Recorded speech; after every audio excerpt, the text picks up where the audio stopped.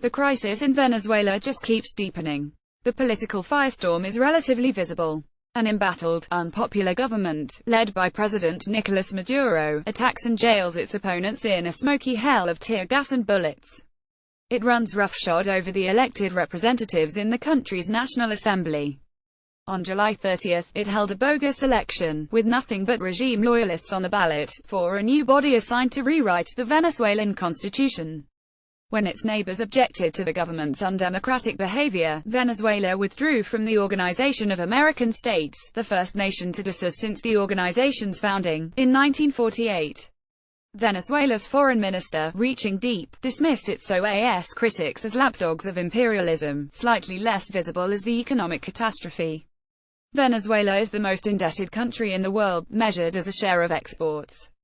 By some estimates, inflation was at 40% last month.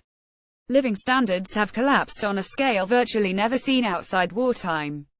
According to Ricardo Hausmann, an economist at Harvard, the median income, measured in dollars exchanged at the black market rate, fell by 8% in the past 5 years, from $295 a month to $36 a month. The government has stopped releasing poverty figures, but in early 2016 Venezuelan researchers found that, since 2014, the number of households in poverty increased from 48% of the total to 82%. Hunger and malnutrition are rife. Shortages of food and medicine are chronic. According to an internal health ministry report obtained by Human Rights Watch, the infant mortality rate rose by more than 60% over the 5 years ending in 2016. Meanwhile, the Maduro government denies that there is a humanitarian emergency and refuses international aid. Enter, of all people, Senator Marco Rubio. Last week, shortly after the sham election, the Florida Republican managed to address a national TV audience in Venezuela via Globovision, an independent news network. The speech was good. Rubio expressed solidarity with the majority of Venezuelans, who have had their rights trampled. He called out the extravagant corruption of the regime and its friends, claiming to have seen firsthand, in Florida, the vast horse ranches in Wellington, and the mansions in Gables Estates, the private jets at our airports and $10,000 shopping sprees at the mall at Merrick Place. While the people of Venezuela struggle each day to feed their families, have you noticed how many of your leaders have gained weight while many struggle to access basic medicines? When was the last time a relative of someone in power in Venezuela died because they couldn't get prescription medication? We see them flying into Miami, enjoying luxuries few Americans themselves enjoy, and then return back with a smile on their face. Rubio, like many conservative Cuban Americans, sees Venezuela as Cuba Redux, and he has taken it upon himself to educate President Trump on the issue. In February, at the White House, Rubio introduced the president to Lilian Tintori, the wife of Venezuela's best-known political prisoner, Leopoldo López. Trump, though usually deaf to complaints about repressive governments, was reportedly responsive. He had already come around on Cuba, from Rubio's point of view.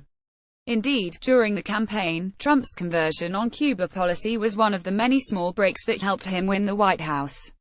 Over the years, he had looked into building a golf course, a hotel, maybe a casino, in Cuba. Arguably, he violated the U.S. trade embargo by sending representatives to investigate business opportunities on the island. On the other hand, he has at times denounced the Castro regime. Then, he approved of Barack Obama's historic opening to Cuba, before he disapproved of it. In the closing days of the 2016 campaign, he attacked Obama's policy before an audience of veterans of the failed 1961 Bay of Pigs invasion. A Miami Herald columnist called it a desperate, last-minute bid to court Miami's influential Cuban-American voters. As such, it worked. The Bay of Pigs Veterans Association endorsed Trump. "I'm humbled by this endorsement from true freedom fighters," he said. Hardline Cuban-Americans helped put him over the top in Florida. In the absence of any regional vision beyond the expedient among Trump's skeleton transition crew, Rubio seemed to take charge of key parts of the new administration's policy toward Latin America. This included, eventually, a rollback of the Obama administration's opening to Cuba, which Trump announced in June, in Miami's Little Havana. Travel to the island by Americans would again be restricted. The 22,000 Cuban homes that have reportedly signed up to host guests through Airbnb will presumably see fewer visitors. There is no reason to think that political freedom in Cuba will increase under the new U.S. policy. But Rubio has clearly reveled in his role. While introducing Trump in Little Havana, he said that he had recently flown to Florida with him on Air Force One, and that the MMs on board were the best on the planet. Trump then gave him the pen with which he signed the executive orders canceling large parts of Obama's Cuba deal. It was odd to see all this affection between two men who traded bitter, childish insults during the Republican primary campaign, and the rapprochement didn't stop there. Rubio serves on the Senate Intelligence Committee, which is investigating possible Russian interference in the 2016 election. When James Comey, the former FBI director, testified before the committee in June, Rubio seemed less interested in Russia's possible interference in the election than in knowing why Comey had not made it clear that Trump himself was not under investigation. Rubio's performance was widely panned. He appeared to be, according to the Miami Herald, acting as Trump's defense attorney. That same week, Rubio and Trump dined together at the White House. Rubio, who is privy to the findings that persuaded 17 U.S. intelligence agencies that Russia had interfered in the election, even gives Trump a pass when the president insists that he doesn't believe it. He's entitled to his opinion, Rubio affably told NBC. As Venezuela marched toward the abyss, at the end of July, Rubio was ready. Working with Senator Bob Menendez, Democrat of New Jersey, he sent the White House a list of 10 Venezuelan officials and former officials who, the senators believed, should be targeted with U.S. sanctions as punishment for corruption and human rights abuses. Within a day, the Treasury Department and the White House had announced sanctions against all 10, plus 3 other individuals, freezing their assets in the U.S. and prohibiting Americans from doing business with them. Last week, after the Maduro government staged its power grab disguised as an election, the United States slapped sanctions on Maduro himself. This ban placed him in select company, with only 3 other sitting foreign leaders: North Korea's Kim Jong-un, Syria's Bashar al-Assad, and Zimbabwe's Robert Mugabe.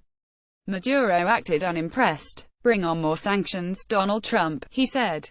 What, if anything, should the United States do about the spiraling Venezuela tragedy? The drive of Rubio and other conservatives is toward a full-court press, the same type of policy that brought us the Cuba trade embargo, and more than half a century now of hostility, producing nothing but hardship.